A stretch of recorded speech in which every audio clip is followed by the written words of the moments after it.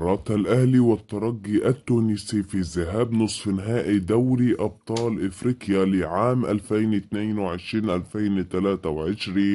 استضيف ملعب 14 جنبي في رادس مباراة من العار الثقيل تجمع بين نادي الترجي التونسي صاحب الأرض والضيف نادي الأهلي المصري. المباراة هتكون يوم الجمعة المقبلة الموافق 12 مايو 2023 12/5/2023 وسوف تنطلق صفارات بداية المباراة في تمام الساعة 8 مساء بتوقيت تونس والجزائر والمغرب 9 مساء بتوقيت ليبيا والسودان 10 مساء بتوقيت السعودية والعراق وسوريا واليمن ومصر واللبنان والأردن. الفائز من هذه المباراة سوف يقابل الفائز من مباراة سان داونز الجنوب افريقي والوداد الرياض المغربي في نهائي البطولة. تذاع المباراة عبر قناة بين سبورت القطرية الناقل الحصري الوحيد لدوري الأبطال. ويذكر أن آخر 10 مباريات جمعت الأهلي المصري بالترجي التونسي